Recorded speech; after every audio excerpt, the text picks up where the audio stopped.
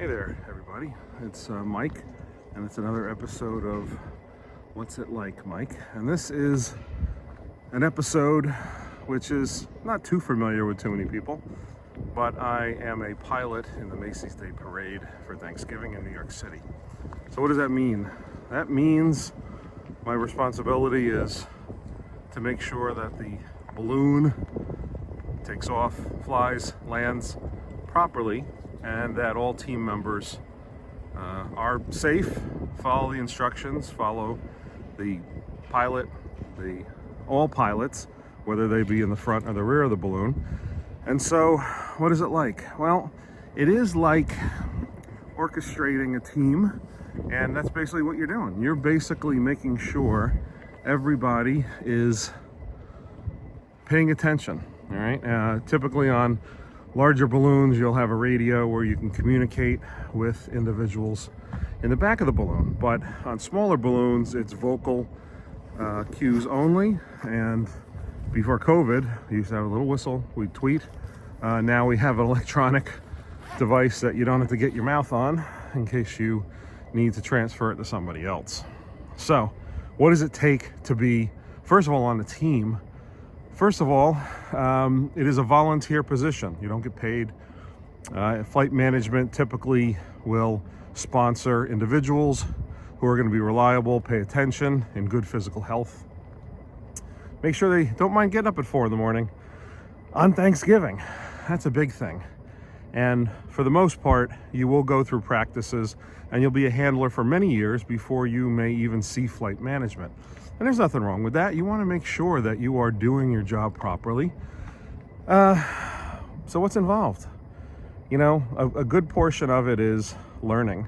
As long as you can follow direction and learn and think for yourself, you're going to be able to be a handler and then also be on flight management.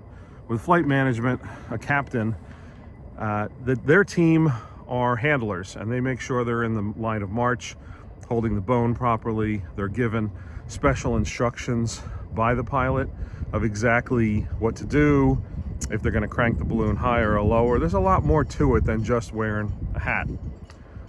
You're going to be able to work with the team. Hopefully, you know, everybody's going to work to the same level of being able to follow direction, march in the line of march with the balloon. But as you are a handler, you'll do that for a couple of years. They have practices throughout the summertime and off season, as they call it. Oh, there's really no off season, because you still should be able to be in shape, walk forwards if you're a co-pilot, walk backwards if you are a pilot or a pilot A. Those two individuals are at the front of the balloon. So regardless, you will train as a handler after so many years. And there are coaches, and they're there to help you really know what you're doing and to learn. And so with that, you will meet the actual coaches. They've been doing it for many years.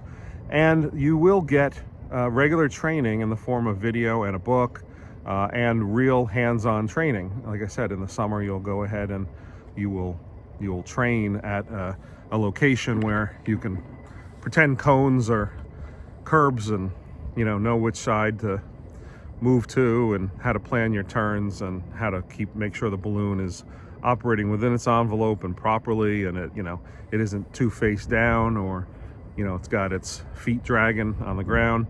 And wind and weather all will play a big part in this sequence of whether the parade is a busy parade, a fast parade, slow parade. But you really just have to keep an eye on what you're doing, and as the pilot, they will work with the inflation team, get the balloon up, and then you will have radio communication with the rest of your team, unless you're on a small balloon, and then it's only verbal and a whistle, as I had mentioned before. So what's it like? It is a lot of work to practice and make sure that you can walk for the 2 or 3 miles throughout New York City, and be able to help with the deflation and stand around for a while. And there is just a lot of cold weather and rainy weather, and it doesn't matter what the weather's like, the parade goes on. Unless the wind is really, really breezy. As you can see here, this is a light wind, it's not bad, but it will limit the height to which the balloons fly. It may be 10 degrees below zero. They really don't care. They'll just pump some more helium into the balloons if they start to deflate because the air compresses. But it is a demanding job. I've done it for a couple of years, and I still have a lot to learn. There's a lot of people out there that have been doing this their whole life. It's a great volunteer function, and it's great to walk down the parade route and see all the kids in the windows and on the side of the street, just, you know, saying hi to the characters that you may be flying, whether it be Thomas the Tank or Diary of a Wimpy Kid, SpongeBob.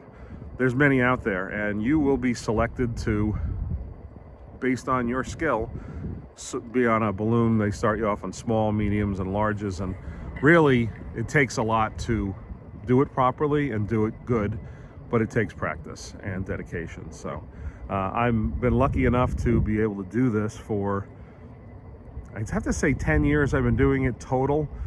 This will be my 5th parade if you don't count COVID parade, which was a bit more abnormal when it came to not many handlers, but we use vehicles, little Toros to tow the balloon.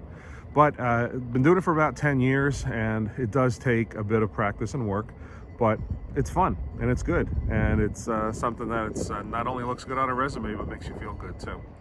So just wanted to share that with you. That's just another episode of What It's Like, Mike. So hopefully you enjoyed that, and we'll see you in the next episode.